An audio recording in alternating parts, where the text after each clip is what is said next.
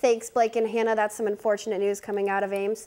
Inside the Daily Iowan TV Sports Studio, we have a lot to get to tonight. We'll have more from the Iowa tennis court later on, but from now we hit the hardwood. When the women's basketball team lost in overtime this past Saturday to Ohio State, lessons were learned as the team moves forward.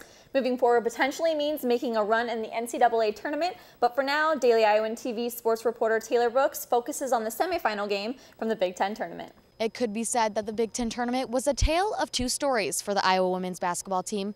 After beating Nebraska in their first game of the tournament, the #2 seed couldn't keep their run going. But for Melissa Dixon, her offensive production was completely different against Ohio State. I think your teammates did a great job of finding her. They know, they look for her. I mean, they respect her so much of what she can do, and so, sometimes it's plays and sometimes it's just by virtue of our offense, just working and them losing track of her, basically. The 22-point finish by the senior wasn't enough to pull out the overtime victory to head into the Big Ten Tournament Championship. Another preceding problem as well, foul trouble. Sam Logic's 4 fouls in regulation kept her from any overtime play. Yeah, obviously that's a crucial key with Sam not being in there, but I think Whitney stepped up and she did a great job playing the point guard in overtime. You never want to go into overtime without your floor general. I mean, Sam's played every minute almost of every game this year, virtually, and so you never want to be in a situation like that. With the loss, there is still hope on the horizon for Iowa, as they will most likely get an NCAA tournament game inside Carver Hawkeye Arena, where they currently stand at 16-0. But that doesn't mean this one will not hurt more than usual. I think as competitors, you're going to hold on to it for a little bit. Obviously, knowing that we were right there, end of regulation and overtime. Like I said, looking back on every single turnover, you're going to play that in your head a little bit. But you got to use that as motivation. We're not done yet, so you use that as motivation, but you can't dwell on it too long because you can't change it. The Hawkeyes still have a story to tell as the NCAA tournament fastly approaches. And there's a correction from Sunday's show. The Hawkeyes don't find out until this Monday, March 16th, what seed they are as well as who they will play. It would be the perfect Cinderella story if they end up not only having one game in Carver, but possibly a second game as well. Turning the tables onto another Hawkeye sport that is in a full swing is the women's tennis team.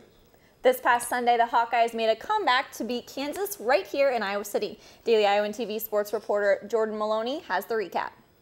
After 4 consecutive losses, the Iowa women's tennis team showed up to compete this weekend, recording 2 home victories over Rutgers and Kansas State.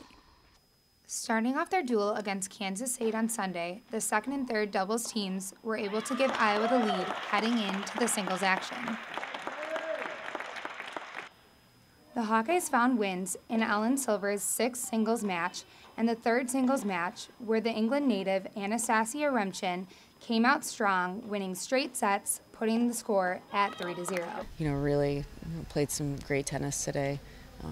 Her serve was fantastic, and she had a good day out there and competed well.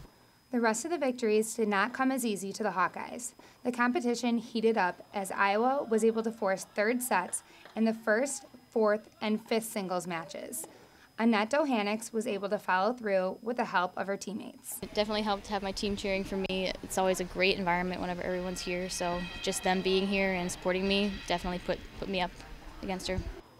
The Black and Gold were able to come away with a 4-1 victory over the Wildcats, thanks to Dohanix's match-clinching win.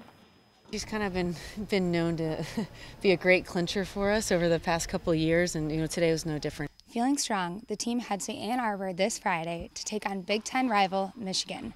That's all for now from the Hawkeye Tennis and Recreation Complex. I'm Jordan Maloney with TITV Sports. That's a wrap for today's sports edition of Daily Iowan TV. But make sure you check out tomorrow's edition as Iowa men's basketball coach Fran McCaffrey talks with the media about the upcoming Big Ten tournament that starts later this week. Hannah and Blake, back to you guys.